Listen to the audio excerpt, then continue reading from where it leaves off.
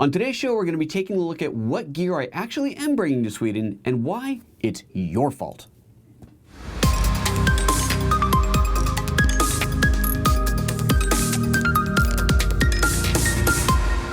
Good morning, welcome to PhotoJoseph's Photo Moment, the first live daily photo show every weekday morning, 9:30 a.m. Pacific. Every weekday. Did I say that weekday part? I probably did. But 9:30, you got it. You know where to be. Here we are talking about all things photo, video related, which sometimes turns into streaming and it turns into technique and tips. It's all kinds of stuff. It's kind of a fun, random, all over the place show. But we're here every day unless I'm traveling, which I'm going to be doing this week, which means I've got a couple of pre-recorded shows that are going to go up. I did one that I recorded on Friday and already edited about the X2, the Epiphan Webcaster X2. This is a full how to configure it, showing everything. And we plugged in the USB camera to activate the second camera feature, which is currently in beta. And so you'll get to learn about how all that works when that video gets released. And I don't know which day yet. That date is determined on my schedule and whether I feel like I can go live that day or can't or what. So anyway, so probably tomorrow, one of these will go live. But there's that one, probably be that one. And then I'm also, this afternoon, or this morning, as soon as this is over, I'm going to record a show on this guy here, the Luma Power. Thank you. Luma Power. Oh boy, got to get the number. There's no branding on here. The Luma Power. Actually, maybe there is. It's tiny. Knows a serial number. Oh, there's, look at that, Luma Power. It's barely on there. This is, did I set up the remote camera right? It's not. Oh, I didn't turn it on. Let's see here. I forgot to do this today. Let's see. I switched lenses on this thing because I needed the lens for my trip, which means, let's see if that's going to focus. Let's see if that actually does anything there. The Luma Power is this little iOS add-on. It is a lightning port cable add-on thing that is not focusing. It's probably not on autofocus. There we go. Here it is. And there it is. This little guy here plugs into your iPhone. It is a light and color meter. I had one before. It didn't work very well. I had some issues with the white balance, and so this one's been swapped out. This is a brand new unit, and I'm going to be doing a whole recording about this. We're going to test it all again, and you will see live, but not live because I'm going to record it live to tape, if you will, and then I'll release it later. Anyway, we're going to see how this new one is behaving. Hopefully much, much better, because I really, really, really, really want to love this product, but it has to work right. So that is the plan for today. And then I got to, like, 12:30, got to go get the kids, and then we're starting the trip. It's getting ready to be time to leave on this trip. So that's the plan. So today, what we're looking at is the gear that I actually am taking. So on Friday, I did a big what should I take kind of a show, and I was kind of, am I going to take the GH5? Am I going to take the GX85? I would really want to do that. What lenses, and so on and so on. So now I'm going to show you what I finally decided to do. Yay. SR Digital saying, think you'd be in Sweden by now. Oh, no notification, I was live. Well, that was Ryan's fault. So he set the show to unlisted instead of public, and so that's why he didn't get the notification. No, I'm not in Sweden yet. I don't actually fly. We don't fly until Wednesday morning. Okay. Travel story, long story short. I might have told this already, but flying out of San Francisco Airport on Wednesday afternoon, 2 o'clock or something like that. And we live in Southern Oregon, so that's like a 5.5-hour drive to get there. The plan was from the beginning to rent a one-way car and drive down probably Wednesday morning early would be the easiest thing to do. But then I found out that one-way rental cars were going to be like $350 or some ridiculous thing like that. And so I didn't want to do that. So then I started looking at flights or the train, which is an abomination, the train routes that are around here. Finally, what we decided on, which I'm sure is going to suck, it was to take the bus. Now, the Greyhound. I will report on it. So taking the Greyhound. Now, I could take the Greyhound. It leaves here at midnight and gets to San Francisco at 10 in the morning because, only the Greyhound could turn a 5-hour journey into 10 hours. Actually, no, that's not true. Amtrak could turn it into 15. So we're taking the bus down there. Now, the bus is supposed to get into San Francisco at 10 o'clock, which would be plenty of time to get to the airport by 11, which is plenty of time for a 3-hour, because we're going to be good children about it, before an international flight should be fine. But what if, right? What if? If the bus is late, we're screwed, whole trip is canceled. So because the bus was relatively cheap, I decided we would take the bus down a day early. So we are leaving tonight at midnight to go down to San Francisco. We're going to spend the night in San Francisco because the cost of an Airbnb plus the bus is still cheaper than the stupid rental car would have been. And this way we'll have some fun there. Although it does mean we get to experience the bus, which is going to be fun. What are you going to do? So that's the plan. So that's what we don't actually get to Stockholm until Thursday afternoon, Sweden time. And then we leave Wednesday morning. It's a short trip, but that's what it is. Anyway, all right, let's talk about toys. What's going on else in here in the chat room? Anything else? Michael says, if I was traveling, I'm pretty sure I would just bring, let's put this up here, I would just bring my X100F. I don't know what that one is. I used to bring just my Panasonic LX100, fabulous camera, but the X100F is good enough for the video I do. DSLR stays at home. I don't know what the X100F is, but cool. It's awesome to be able to travel light. I can be good at that, but you're going to see what I've decided to do. Ryan says we haven't had a PhotoJoseph vlog episode in a while. Vlog of the Greyhound journey. Hopefully the Greyhound journey will be entirely like this. But it's the middle of the night, man. I want to sleep. I don't have much hope for that, but we'll see. Sora Digital says later today you say plenty of time for you to change your mind again over equipment choice. Oh no, there is no changing of the mind. We are set. We are set. So we go look. Let's go see what we got. All right, let's see. What do I need? That's all I need. I'm going to take these things off because these things hanging out in my ears when I'm not on them is super annoying. I am going to go wireless headphone. I have to do it, but it's just more money to spend. Okay, let's go into the other room, shall we? So here we go, running on over here. Quick. Dead airtime is never a good thing. Switch over to the studio camera, and we are live. All right, so now in the opening I said, I'm going to tell you why this is your fault. I'm big on personal responsibility, right? You say something is somebody else's fault, it's like, own it. This is your fault. But in this case, oh no, I blame you, my live audience. This is your fault. It's your fault that I have decided to take both the GH5 and the GX85. You guys are killing me here. I mean, seriously.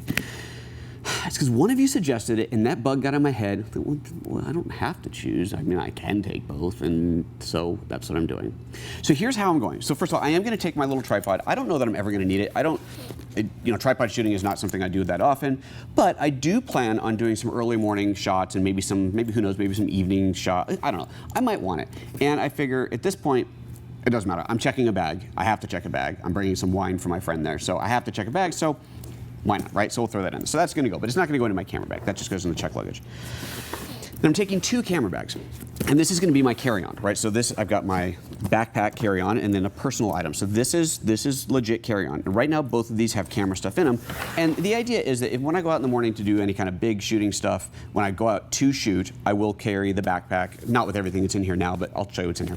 Not with everything that's in here, I'll lighten it up a little bit, but I'll take just what I need. And then when I'm out for the day, out with the kids doing stuff, this will be my bag that I carry, because then I can carry a little camera gear and other stuff, whatever else is needed. We'll go into that. So let's start with what's in the little bag. So what's in the little bag now is probably fairly reasonable what'll be in there when I'm carrying it and I'm moving around, but it is going to be the drone, which I have now properly stickered and put my name and number and all that good stuff on there. So that will go with me. The blades will be in there. They're actually in here now, but obviously the blades will be with me. And then the GX85, because this is this is the camera I'm going to carry around. And odds are this will be out of the bag because it's kind of crappy, and if it's in the bag, you can't shoot, right? But maybe not. Maybe it'll just be in there. Maybe I'll stick another lens in there, maybe not. But just a simple, this is the 15 mil, so 30 mil equivalent. This will be my everyday out with the family shooting setup. That's it. This and the drone, and that's what I need. And I don't need the drone, and I might not carry it everywhere, but it's so much fun. And it is, as of August 1st of this year, just a few days ago, it is now legal to fly drones in Sweden with cameras on them again. So I've got to take advantage of that. So that's what's in this bag, and that's all that's in there right now. And for the flight, there'll be like my passport and that kind of stuff. All right, so there's that. Let's get this out of the way. Set those on. Okay. Now let's get into the big bag, shall we? Let's see here. Let's start with the main compartment. Actually, we'll start with the back compartment. Back has. Remember I told you I'm only traveling with the iPad, so there's the iPad Pro. I am not going to be taking my laptop on this trip, and I will talk to you momentarily about the setup for that, but let me just get my chat up here, since this is where I have to see what you guys are saying. Get that fired up here. And I'm going to show you how I'm going to use this to connect back to my system at home, my system in the studio, just in case I need to get to it. How I'm going to be doing my live broadcast from here, and how I'm going to be doing all my video and photo editing, all on the iPad. At least that's the plan. We're going to try. This is the first time I've done anything quite this big with just the iPad. But it's, I'm on vacation, so it's okay. It's a good test. This bag, by the way, because I know someone's going to want to know, this is a Think Tank. This is the Perception Pro. Admittedly, I do have a lot of Think Tank bags. I really, really like their gear. My only complaint is that it's black. I'm so sick of black bags, but oh well, they do make excellent gear. So this is the Perception Pro. What's interesting about this bag is it is really designed for mirrorless cameras in that it's designed for smaller gear. The lens compartments are all smaller, and everything is vertically stacked in here, which is a little bit odd, but also can be very convenient. So anyway, so the big iPad goes in there. I also have my old iPad mini in here because I'll load that up with movies for the kids to watch on the plane in case there's crappy entertainment or no entertainment. You know, you gotta have backups, right? So that's on there. All right, so I'll just leave it in there for now. Let's go into the main compartment. So this, actually I should just leave it up because that's how this works. This, what's kind of cool is when it opens, see this, it doesn't open all the way. It's meant to be used like this. You're meant to set it down, open it up, and get into it. Now, it never, ever really stays up. I mean, maybe just, but you gotta lean it on something. It's never really done that. But anyway, all right, let's see what's in here. These are my cables, so there's always a billion charging cables. You need those. And let's see here, where's this? Let me go to my, get the live chat up. No, not that. Library, me, my channel. Gotta go to my channel. Gotta find my, there we go. Gotta find me live. Gotta turn the volume down. Excellent, that is. And pause this. And sorry, I know this is really exciting for you guys to watch, but there's the live chat. Okay, here we go. Now I got my chat up. And Estro says, be specific. Who was it that made you take both cameras? Which viewer? Name names. Can't have been me. It was you. It totally was you, wasn't it? I don't remember. Was it you? Okay. So we have obviously the GH5 since that's the other big thing that's coming. So it's a little snug into this because I've added a little bottom tripod deal on here. But you guys have all seen this before. My little mini Manfrotto tripod along with the SpiderLight clip and holster. So that's a full-on ready-to-go filmmaking toolkit right there. That's the 12 to 60 on there. I'm going to go ahead and leave that one on. And then I have in here, of course, the microphone to go with it. So that's it. Ooh, Ryan, don't let me forget to pack double A's for this thing. Not that I can't buy them there, but got to make sure I got them. This, can you get a kind of a close-up on this at all? I'm going to show this because this is really neat. Show this little pocket right here. So this little pocket here is quite nicely designed. Let's unzip the tether so things can't fall out, or can fall out now. So this has little pockets inside of it. Is that, can you see that? Is that all right? You kind of see that in there? So it's like I've got, this is just a tall, I'm trying to do this with keeping it in view and not having things fall over.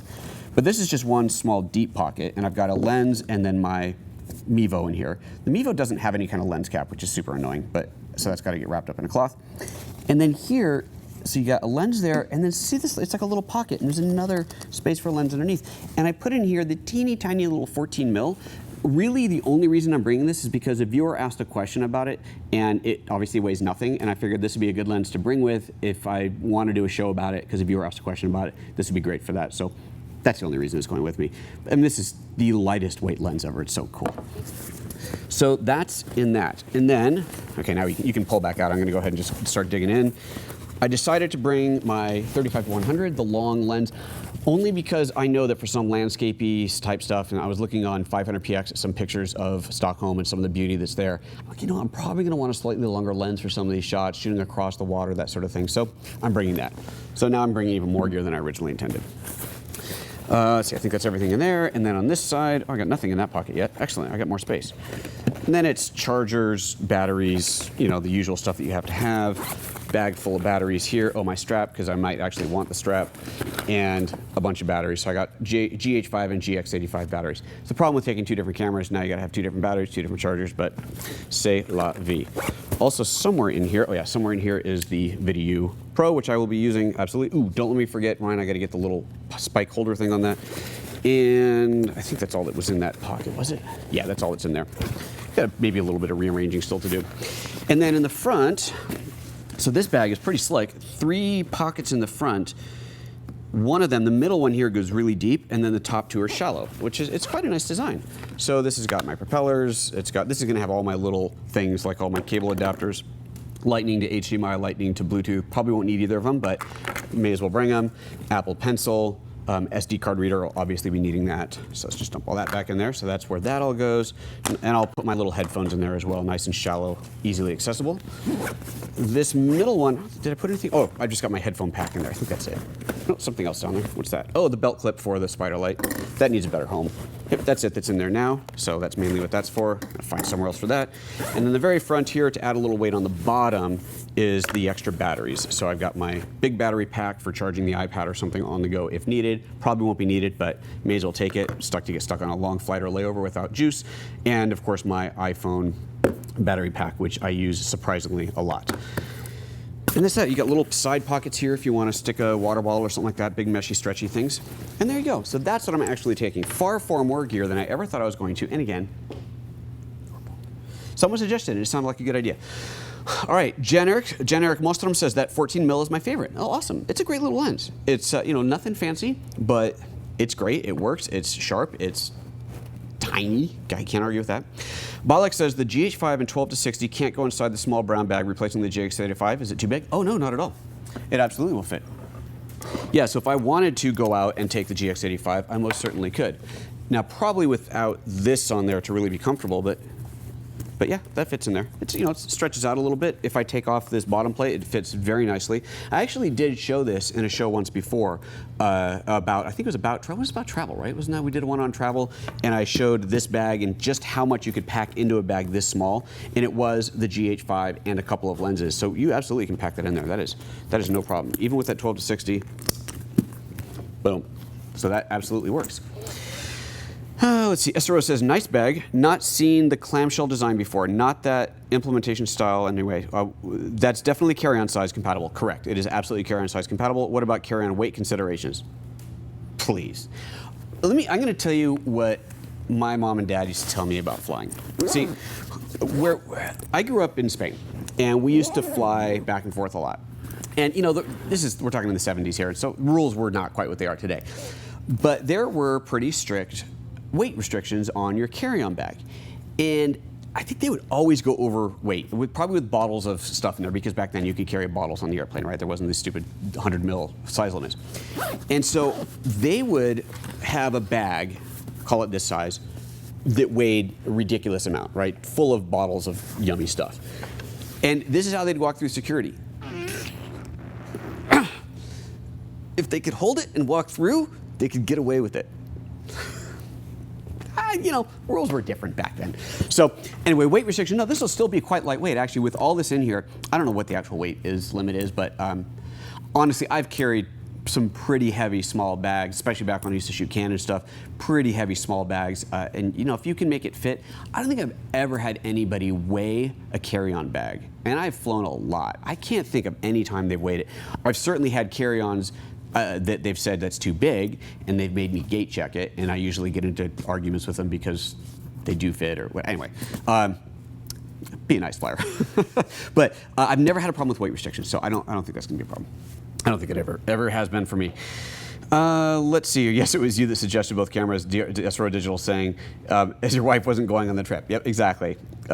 Get back to me when you come to the UK next year. When I come to the UK, I will probably bring everything. It'll be like a big, because they'll be out there to shoot, right? Specifically. I'm on vacation. Okay. Anything else? I don't think so. No, I guess that's pretty much it. We're going to wrap up the show. Ryan, you want to go back there and get ready to close this thing out? And yeah, we're just going to end it from here today. Oh, I did want to show you, actually, hold on, hold that thought. Let's go back in there. I'm going to put this on the screen real quick, put the iPad on the screen, because I'm going to need my HDMI adapter, because I stole that already, packed it already. I want to show you the apps that I'm going to use to get kind of work done as needed. Let's go back into the studio. I need this. Here we go.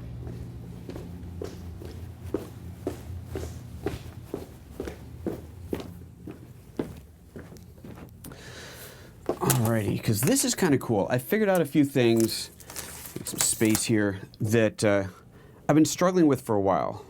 Great, where's the HDMI cable? Oh, here it is. And I'm happy. I'm quite happy with the kind of workflow that I've put together here. Oh, clearly I got a big old mess here. Okay, let's get this on.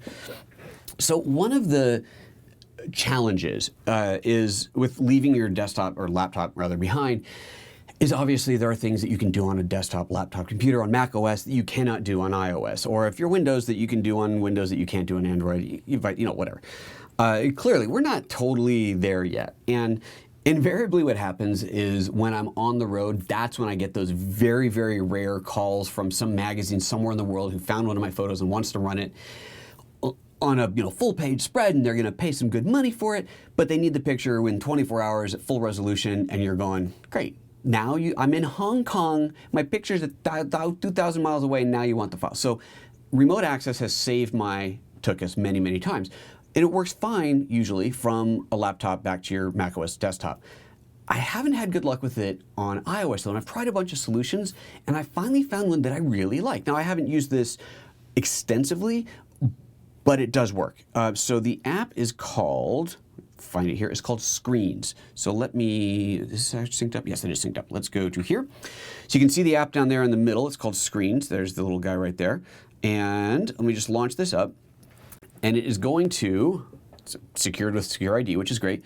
You can add whatever computers to it. So there's my iMac. So Ryan, I'm going to be looking at your screen here in a moment, and you'll actually see the whole broadcast side of things here. So what you're looking at right now is a screenshot of last time I had launched it. You see it says it's downloading. Oh, you don't see it says downloading. Oh, why does it do that? Well, that's weird. I see it's on the video out, it's showing a floating icon. Okay, now it's come back up. That's weird. What a weird thing for it to do. Okay, let's go back. So there's my screen. And I can, so you see on the bottom, do you see? You don't see. Oh, this is interesting. Okay, well, this is no point to this then. The thing that I want to show you, the interface I want to show you, I can't show you because it's showing you just the iMac screen. But if you look, oh, here, I can do this. Let me unplug this, let me do this. I'm going to make this work. I'm going to make this work. I'm trying to line this up with my other camera so you can see some things here. Let me focus that. All right, let's see if you can actually see any of this. There's the one. Okay, there we go. So, crap out of the way. See the row of buttons along the bottom? So tilt that. There we go, that's better. See these row of buttons along the bottom? You got your shift, command, function, and so on. These slide, and there's a ton of other commands, the kind of things that you do not have built into your iOS keyboard. So all your FN keys are in there, but more importantly, things like command, option, shift, well, shift's over here, but the ones that you don't have necessarily, yeah, I guess you do have those on the physical keyboard. You don't necessarily have those on the soft keyboard though. Up, down arrows, home, and so on. Just a lot of commands that you don't always have access to. So that's all there, which is really, really cool. And then let's see if I tap on this guy here. I can, where's my screen? Select display. I'm doing this upside down, so it's really hard for me to see. Nope, I hit the share, didn't I? Let's try this again. Select display. There we go. Because I've got two screens on, sorry, let me tilt this better for you. You can kind of see that. There we go. I've got two screens on my iMac, so this allows me to switch between them or show both at once. Anyway, point is, it seems to be working really well. I've accessed, Ryan, you can take over now. Let me disconnect from there so it's off. I'm off of your system. It works over LTE. I was able to access my iMac, check a progress of some uploads, etc. from here the other day, which was a really nice test. So that worked out really well. So that I'm stoked about. Now I have good access to that. Okay, so there's that part of it. Lightroom, you guys know what Lightroom Mobile looks like. Here's my intention for my Lightroom Mobile workflow. As I mentioned before, I was going to rewatch my own podcast interview with Jason from Adobe, and we did that. I'll link to it up here again. You can check out that podcast if you haven't seen it. Absolutely worth a watch. All about Lightroom Mobile. And essentially, here's the idea of the workflow. I will still shoot RAW plus JPEG because I liked having the JPEGs on my cameras for easy transfer over Wi-Fi, instant sharing, yada yada. But I will take my SD card, pop it into the iPad, copy all the pictures off into Photos because you have to go into Photos, right? You can't go straight into Lightroom on iOS. If you're on Android, you can go straight into Lightroom. On iOS, you cannot. It will copy over the RAW and the JPEG. On Photos on macOS, when you import RAW plus JPEG, it shows you which one you're looking at, whether it's the RAW or the JPEG. On Photos on iOS, it does not. It still stacks them together. There's still a JPEG plus RAW or RAW plus JPEG pair, but you don't see that indicator because Photos for iOS does not do anything with RAW. It only works with JPEGs. But third-party apps can access the RAW file. So what Lightroom does is it sees that there's a matching pair and it only brings in the RAW file, which is great because that's all that I really need in Lightroom. I don't need the JPEG there. So it pulls in the RAW file. Now, fortunately, I know that I'm going to have really good bandwidth. The apartment that I'm staying at has, I think my friend said it was 250 down and 50 up or something like that. So great bandwidth. So I know that all my stuff will get backed up every night. The RAW files will be in Lightroom Mobile. They will sync to Adobe Lightroom Cloud, Mobile, whatever it's called, and I will have Lightroom running back home on my system here. I'll just leave it up and running. So everything will automatically get synced to the cloud and then back down to the desktop. When Lightroom Mobile starts to run low on space, it will automatically clear out the raw files and replace them with a what they call a smart preview. It's a 2048 preview, which you can do the vast majority of the work to.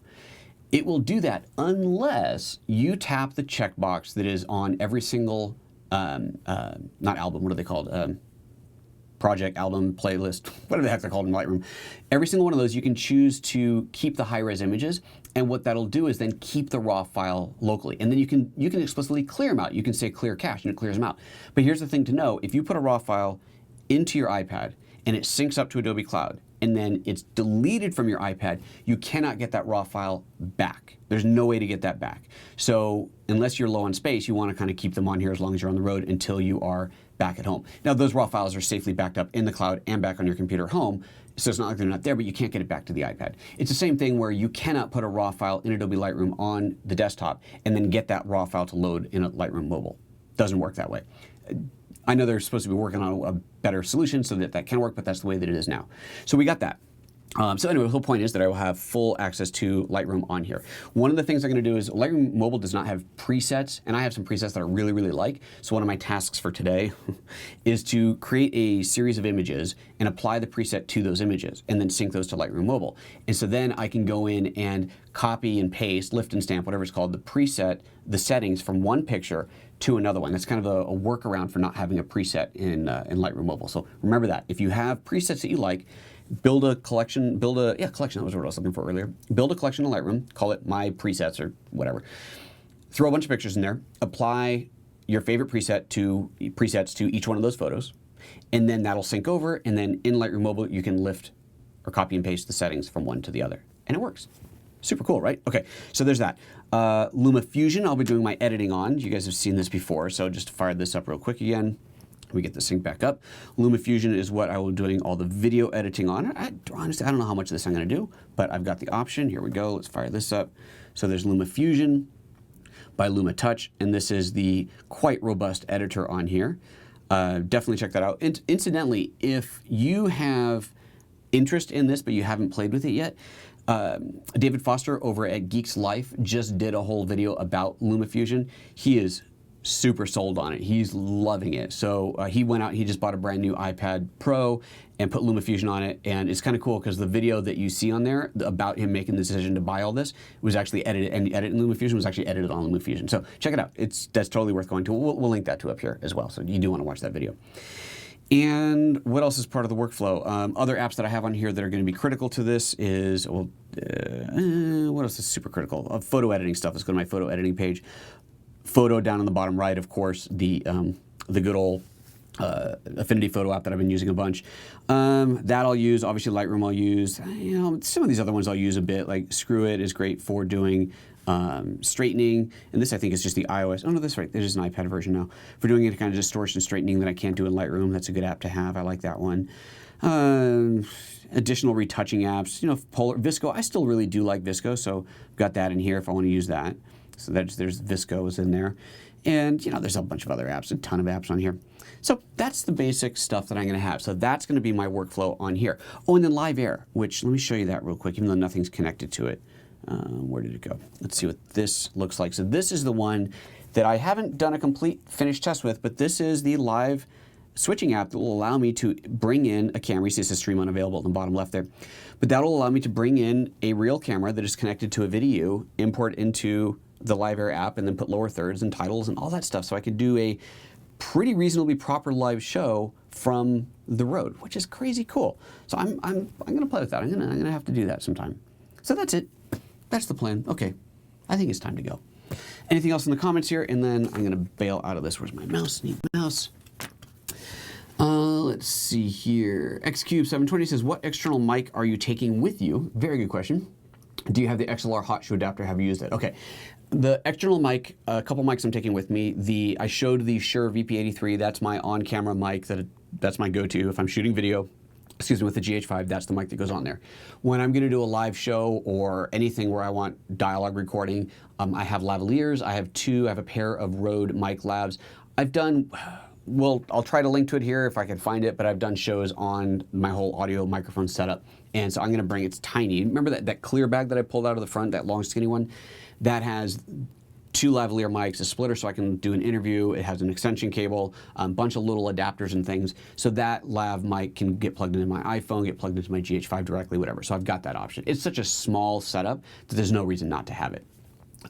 I do have the Xlr Hot Shoe Adapter. It's called the XLR1. I have not used it in an actual production environment. I've only used it to show it on the show or show it as part of the GH5 training, but I have not actually used it in a live production yet. So that'll happen, but I don't need it. I haven't needed it for now, and I certainly don't need it for this trip. Which, incidentally, if you haven't seen this yet, good chance to plug this, my GH5 training. This is, of course, now complete. Head over to gh5training.com, and you have access to 5.5 hours of GH5 training. And even if you're not a GH5 user, if you're just a Lumix user of any other camera, still a huge portion of that training will apply to you. But obviously, if you're a GH5 user, then you got to have this. And I was thinking about this. So it's $100.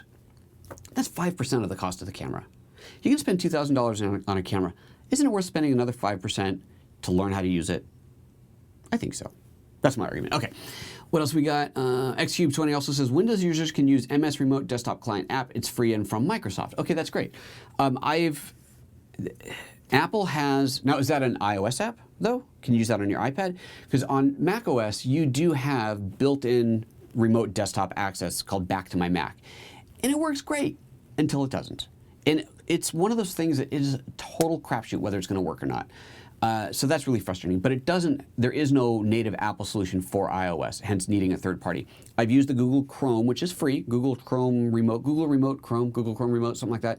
It's free, it works quite well, but you don't have that row of buttons, the command keys and all that, you don't have that in Chrome, and so you're limited, there are things you can't do. Same thing with, I've used the quite expensive, what's it called? Who's the big, huge, does all the sharing, anyway, I forget. I've used another commercial solution that's quite expensive, still very limited. This is the first one I've seen that seems to do everything. So I'm really excited about screens, and I'm hoping that it is finally the solution. Black Guthra says, what are you streaming on now, Epiphan or Wirecast? We're back to Wirecast. We're doing our standard show. And how does the Epiphan stack up against Teradek? Teradek, you're talking about the VidiU specifically? I've compared that a little bit, haven't done a side-by-side streaming comparison. I might have to do that, actually. But keep in mind that the VidiU is 3.5 times the price. It's $1,000 versus $300. So, but I can possibly do a comparison there. SRL Digital says, to summarize, Joseph is traveling light to Sweden. Remember Ryan Green while the cat's away. I'm taking all the toys. He has nothing else to do. Nothing to play with. No, that's not true. He's got all kinds of toys to play with. Okay, that's it. Let's wrap this thing up. I've got a lot to do before I leave. So thank you very much, everybody, for tuning in live today. Those of you who were here live, if you're not here live, well, you can still drop in a comment down below, and I'll do my best to respond in person when I can. You know the routine. Thumbs up this video if you like the video. If you don't, you can thumbs down it. But if you're going to thumbs down it, do me a favor. Put a little comment in there. Tell me what you didn't like about the show. We're always trying to improve the show. Constructive feedback, constructive criticism is always welcome. Nasty comments, not so much, but hey, to each their own. Okay. SRO Digital is asking if Ryan's going to have to adopt a different sleep pattern to match European time. No. I don't. When I go live, I'm not going to be trying to do it on 9:30 a.m. Pacific. I might just do it at 9:30 a.m. Swedish time, or I might just pick a totally different random time. I don't really know yet. So just stay tuned. That's all I can tell you. All right, guys. Thanks so much for tuning in today. We'll see you when I see you. Bye-bye.